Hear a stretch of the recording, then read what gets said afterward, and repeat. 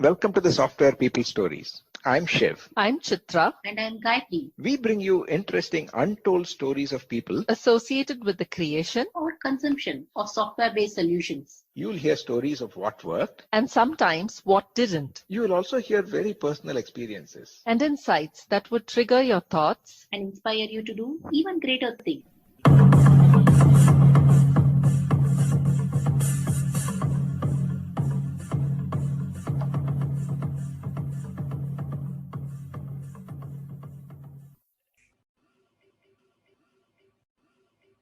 living life through a series of experiments and sharing those outcomes with us while continuously learning new things and exploring new paths. Hamsa Ravikiran breathes several breaths of fresh air into this episode of the Software People Stories as she takes us along her path that started as a full-stack developer, building knowledge management systems, to becoming an entrepreneur, uncovering the power of Sanskrit and what our ancient epics reveal to us through their narratives. And finally, her view on a question that's perhaps picked all of our brains at some point in time or the other, of finding one's purpose. Tune in and find out.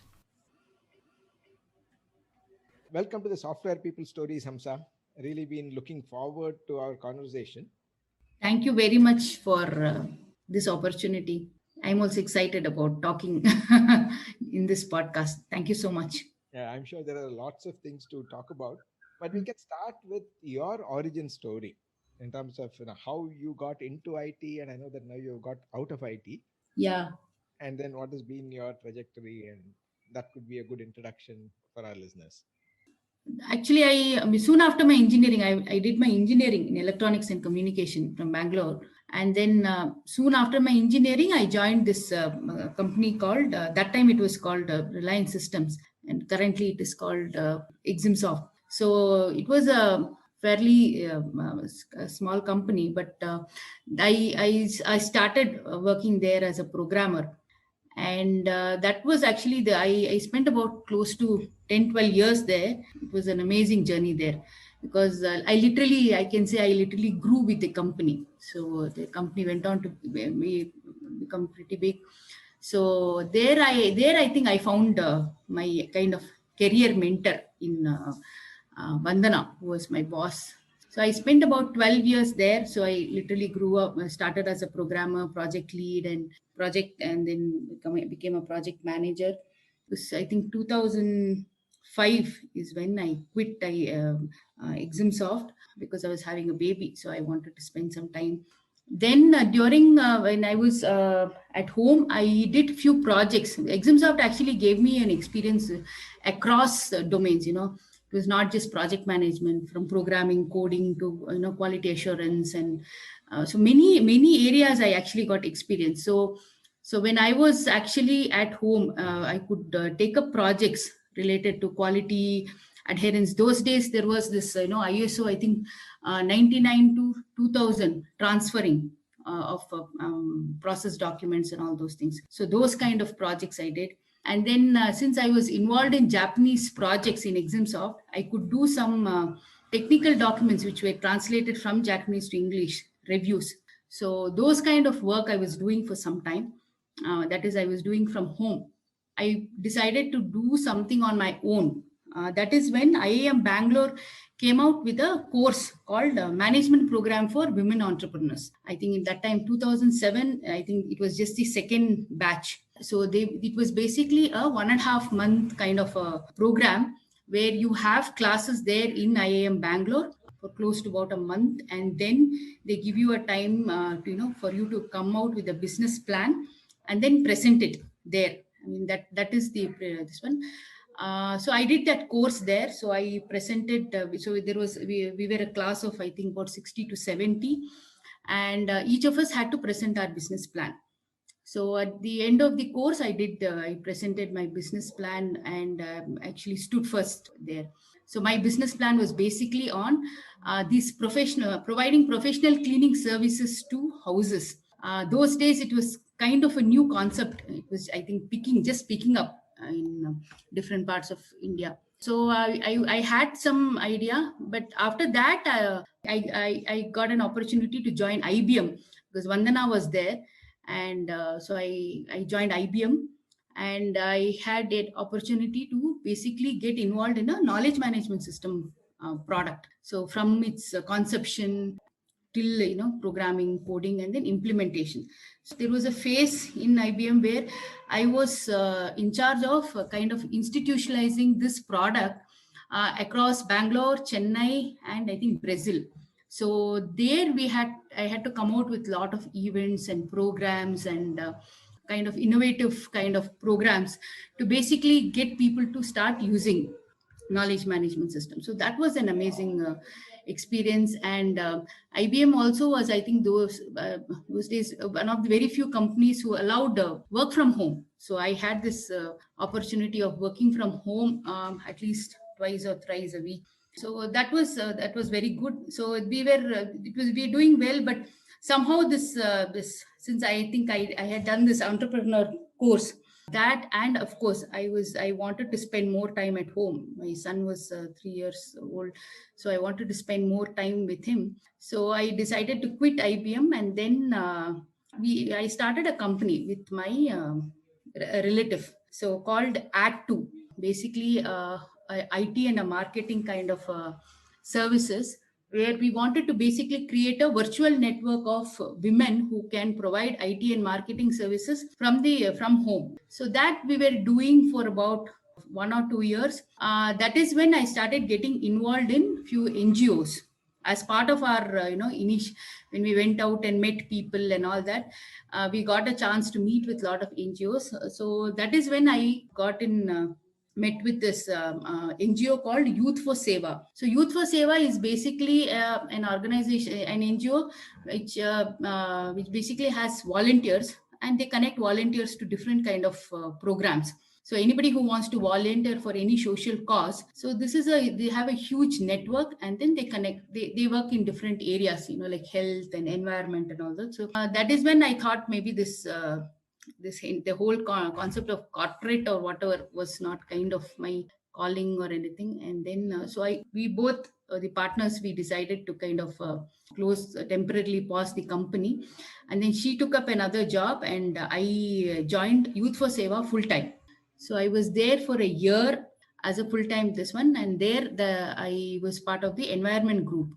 So I used to go to companies who want to do something in their CSR plans in the area of environment. So that is when the whole concept of garbage segregation and all those things were just picking up with lot of landfill problems and all that. So from the organization, from this NGO, we went to different places, gave awareness programs, and then went to companies like I think Dell and all that, where they wanted to do work in corporate social responsibility. So that area I worked for about a year, and then as an additional thing, I started actually studying Sanskrit for basically to be able to teach my son because he had taken Sanskrit in school.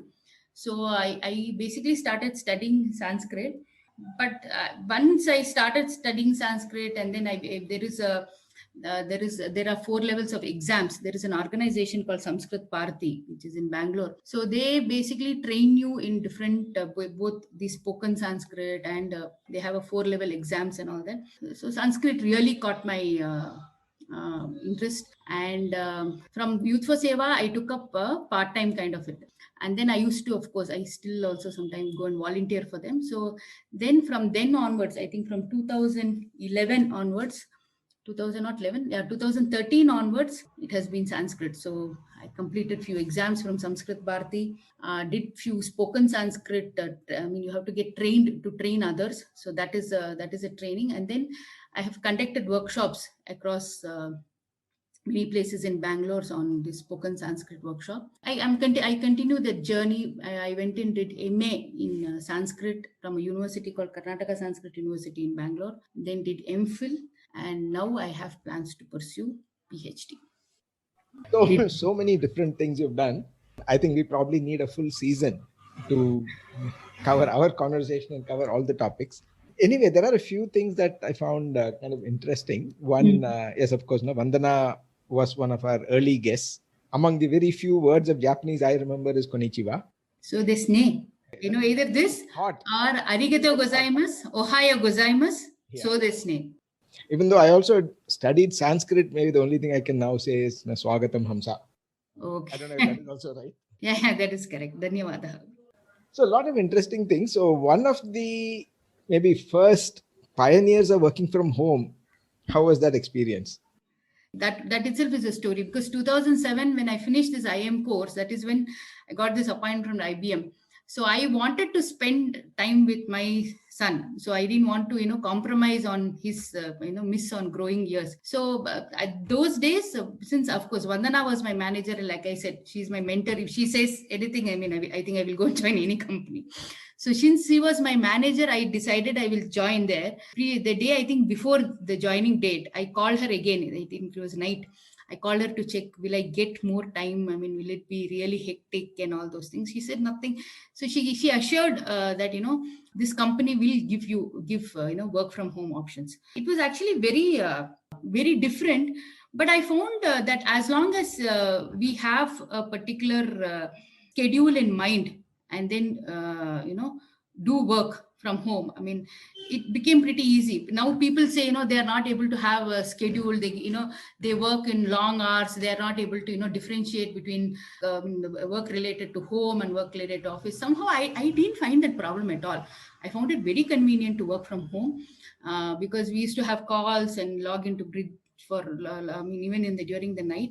Personally, I felt was the efficiency definitely improved, because you don't have this tension of either travel, or since if you have young child or children at home, it gives you a comfort feeling. And so I think I was personally able to focus on my work much better. And once in a way I had to go to office, so that also gave me a connection among people. It's not that I felt left out when I went to office.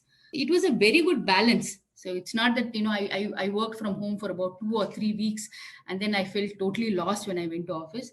There was a very good balance. So I think that way it was very good. Yeah, like you say, one of the challenges that many people seem to face is one balancing that time of work and home, and saying work seems to be stretching throughout the day. But the other is also about, now with multiple people working from home, the other demands on whether it is bandwidth or even time for kids, their studies and all that, were probably not there earlier. I agree. Now the context in which we are having work from home is actually little different from what we used to have there. Like those days, yeah, you're right. I was the only person working from home. We didn't have school children attending classes in one room, one person taking office calls in one room, another person doing office work or office calls in another room, and then cooking happening in somewhere else. That situation was not there. I think work from home right now is definitely a little different. But personally, with my experience of working from home, I think about 2 years, I mean, between this one, as long as I think we have, it requires us to have a very strict discipline. I think saying that no, I don't, I will not, take calls. Actually, it is not required. People think they have to be available 24/7 for any official calls when they are working at home, because there is some kind of I don't know, I don't call it guilt, but they think, oh, they are giving me this comfort, so I have to be available 24/7. I don't think you should have that thing in mind. I think most people have that problem and think, so they take call at 8 o'clock or 9 o'clock. I think if we make it clear, I think the productivity also improves. That's a good way of handling, but I guess easier said than done. Yeah, the other theme that I noticed was, you said that you were a project manager also. Mm. Now, that means Mm. that you were planning for results, scheduling, Mm. coordinating, everything else.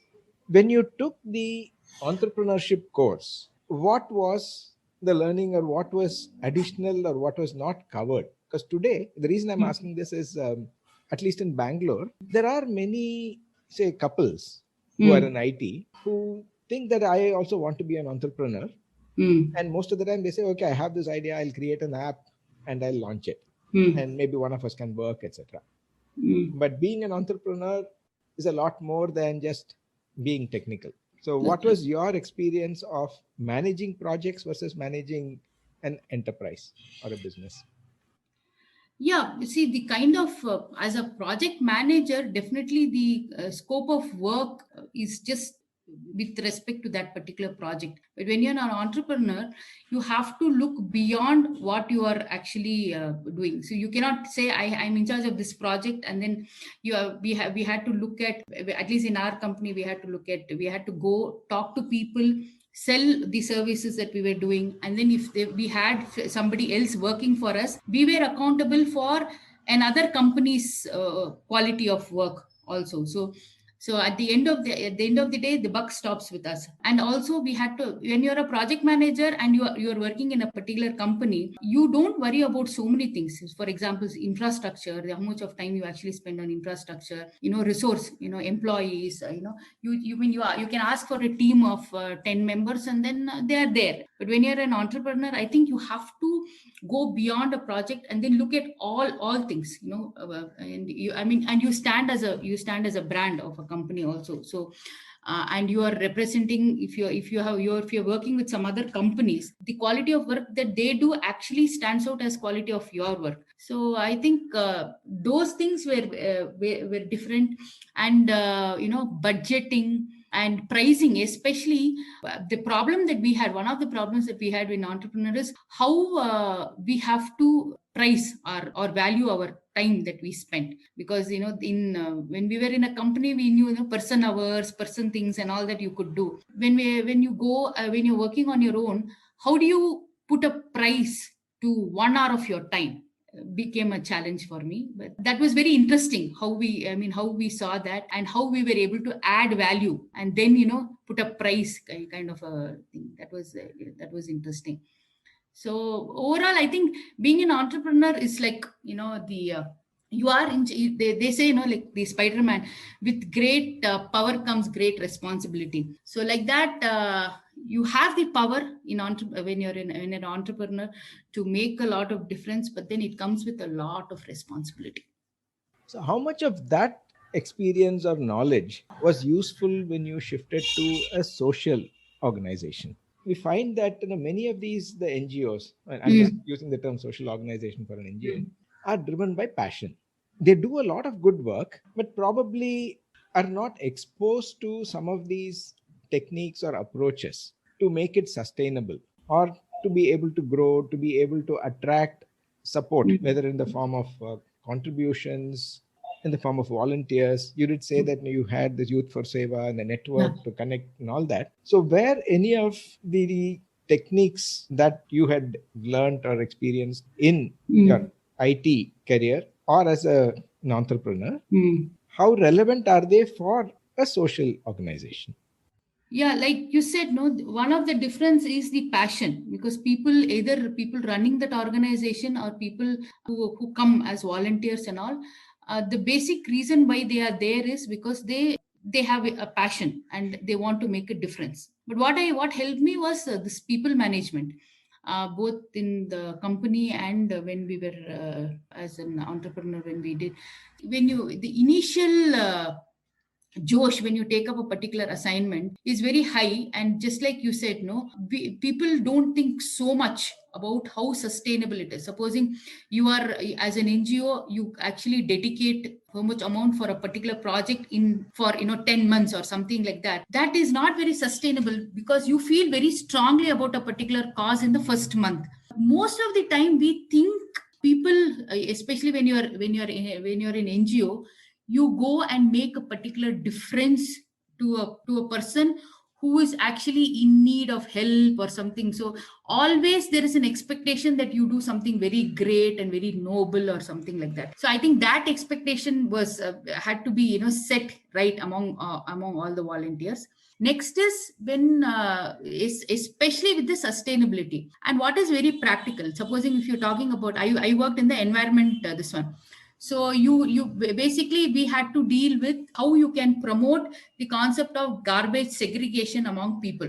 So you had to go to different localities and people or apartment complexes, and tell them, you segregate. Those days it was very new, and people came out with all kind of excuses. So what I learned was, there is a particular amount of result that you can expect. You cannot expect a 100% adherence. So being realistic in the kind of result that you can expect, be it a company or be it a person or be it an NGO or something, being realistic in what you can expect. I think that was something that I learned from primarily from my company, the entrepreneur experience, because we all go saying that, I will make this apartment. If you go to an apartment complex and say, I will make them 100% compliant with garbage, no, that is not going to be practical. So you say they will adhere 60% of them, and then you can still expect that to become successful in that 60% and come out, instead of going with an objective of 100% and not even achieving 10 or 20%. Yeah, that's also a very practical session, being realistic in expectations and planning. See, one of the desires that most of us have, or at least people keep saying, that you should be a lifelong learner. And you have been one. Even though the trigger was probably to teach your son, and maybe you had to learn faster than him so that at least by the time he completes some syllabus, you are ahead of him. How do you keep, one, yourself motivated to keep on learning, and two, find the time to balance?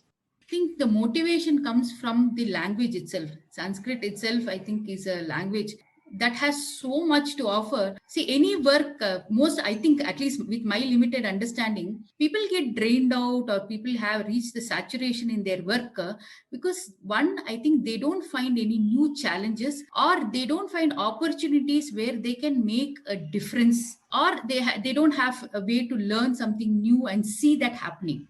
I think companies also cannot keep providing that. I think Sanskrit is one language that is providing all these three. So I don't think you need any outside motivation for somebody who wants to learn Sanskrit. Because if you are a person who really likes, I'm not telling anybody likes that challenge, a small victory in the work that we do, and then as a basis of that victory, victory as a basis, then you move to the next level. Sanskrit actually has that path quite, I would say, quite endless, because the language itself has so much to offer, and there is so much to learn. Most importantly, when you learn, there is a connection to a particular past history or past of India, one which brings out the pride in us, and next is some kind of a hope, saying that those things can be used for the future to make a difference to the society. So it gives me the language, has opened up constant motivation and challenging things for me to achieve. So people will not get bored with by learning Sanskrit. So I don't think you need any other motivation for that. So, and I am able to do it because I can do it at I would say this 2020 year, Sanskrit literally sailed us through, because we had classes, online classes, and maybe throughout the day, in the night, and all that. So the initial tension that was there in all over the country or all over the world was taken away, because people say, yeah, it connects to spirituality and so many other things. But I think Sanskrit has helped me realize myself better. So you don't need any other special motivation to learn. So how could that be used by others when they want to learn something else? Being, again, a learner, not stopping, saying that I kind of learned and I'm tired. I think when you take up something to learn, and then at the end of it, it actually makes you feel liberated or feel really good.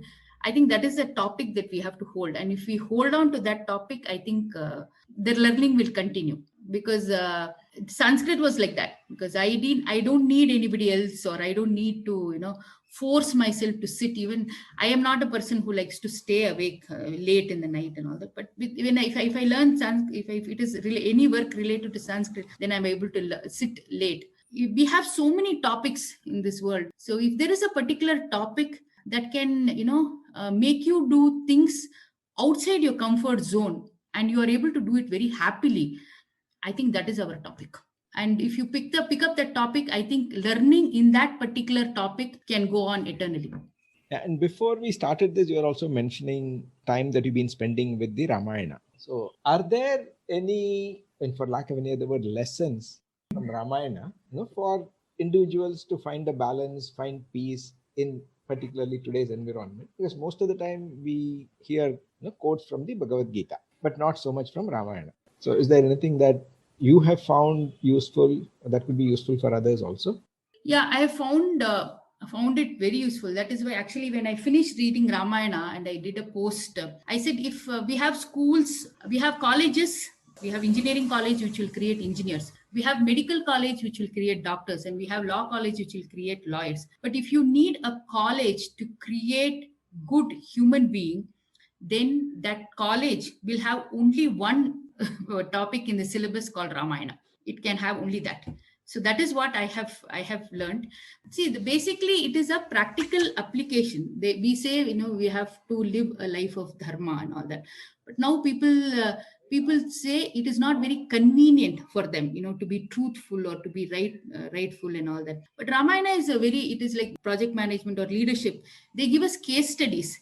They give us case studies to basically show how a particular principle or a formula or something can be actually implemented, and the people learn it using case study. Ramayana, I would say, as one of the way to describe this, is a case study, a typical case study for every human to say how they can live a righteous life without any problem. Now how you can make it relevant is like, I think I will I don't know if there is time, but if you take a particular situation in Ramayana, and then there is a principle. Supposing I would say, there is a situation where the Rama has to kill a demoness. Demoness name is Tataka. So there he has a dharmic dilemma, saying that he has been taught not to kill women. Okay, as a kshatriya, he cannot kill women. Then he inquires with his guru Vishwamitra, who comes and he says, I cannot kill a woman. You have brought me to kill a woman. That is against the rule. Then Vishwamitra says, see, there is a principle that you cannot kill women, but this woman has been creating so much of chaos across the world by torturing and killing people. If you hold on to the principle of not killing a woman, when you have the ability to kill her and save so many other lives, then you're not doing the right thing. So the impact of following a particular, so he gets convinced and he goes ahead and kills Tataka. If we decontextualize this from Ramayana and say, we are supposing a person is driving, he adheres to traffic rules very much. If he has a patient in his car who's fighting for his life, at that time, yes, he's on a road, he has to follow traffic rules. But if he thinks he can safely cross the traffic rules and go and save the life, and he should be looking at that. So if you decontextualize so many situations in Ramayana, there are principles that we have been unconsciously and we can use in our daily lives. The answer to that question is yes. Ramayana is definitely relevant. It is just that we have, the story is just a means, like a case study. But if you take principles, it is very much relevant today. Interesting. I didn't realize that we've been talking for almost half an hour. See, one of the questions I normally like to ask my guests is when people are looking at career transitions. Many times it is either call it the midlife crisis, or sometimes even when somebody is entering the field. In your case, when you decided to make a change, you moved to a completely different line. So if somebody, let's say, not out of frustration with IT, but like in your case, you wanted to do something, be an entrepreneur, contribute to an NGO and all that, how can one find a purpose outside of IT? Are there any support groups or anywhere they can go? How can they identify their calling? My own recommendation is, I think, to make that calling, I think you should not go to a support group. Once you have made the calling, to implement it, maybe you can go for a support group. After you make a call, supposing I've had many of my friends and all that, they have a problem taking a call whether to quit the job when they have a child or something like that and all. They don't know whether they're doing the right thing by doing it and all that. So I think it is a call that they have to take. I don't regret my decision a bit about moving out of IT or something, but it is a personal call. What matters to people at different stage, people wanting four different things in life. One is knowledge, next is power, wealth, and comfort. At different stage of life, we need either one of it or a different combination of all these things. I think when they are trying to make that call, they have to know out of these four, what is it that they're looking at? What is the impact that they are looking at? I would say in IBM, when I did this Cosmos institutionalization event, so we were given a Bravo award, and they showed, I think, a big map where this particular product is going to be or use or something. So in the entire world map, it was a kind of a dot or something. I think after that and somewhere down the line, I wanted to basically think that I'm spending 12 hours or 16 hours on a work. I want to see the impact of that particular work in front of me in the society that I live. And I think that's what motivated me to join an NGO. So I think that calling has to be done by people. Implementation, once they make the call, I think there are a lot of opportunities out there. Thanks, Hamsa. I think that is also very practical, that no one has to find the calling inside and then go out for help. Is there any message that you would like to leave for our listeners in Sanskrit and maybe also translate it? Okay, the entire concept of, I think it is a subhashita, that is a quote, which basically summarizes some of the essential things that our Vedas and Puranas say. Okay, so it goes like this: Vidya vivadaya, dhanam madaya, shaktihi paresham parapidanaya, khalasya sador viparitametat, jnanaya dhanaya rakshanaya cha. Basically, the vidya, the knowledge that we have, the money that we have, and the shakti that we have. These three things people have. So if the vidya is used for just vada, that is argument, and dhana is used only for mada, just to show off an ego, and shakti is used for creating problem for others, that is the worst. The proper use of vidya is to basically develop the self jnana. The proper use of money is to be involved in dana. And shakti, whatever strength, whatever form of strength that we have, should be for protecting others. So I think if this is followed individually by us, I think that is what most of our scriptures say. This is one of my favorite quote, which I personally believe. So I don't think I'm in a position to advise anything, but I thought I can share this. That's in line with the Sarve Janaha Sukhino Bhavantu. Dhanyavada. Thanks a lot, Hamsa. It is very refreshing, and I have a lot more, but in the interest of time, we'll probably take it up later. Definitely. I'll be more than happy to answer. Thanks, Hamsa. Thank you.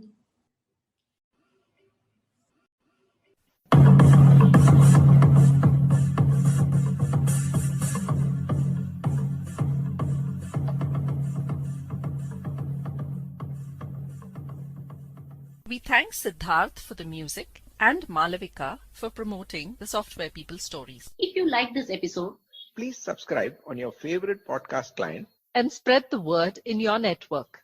if you'd like to share your story, Contact us at podcasts@pm-powerconsulting.com.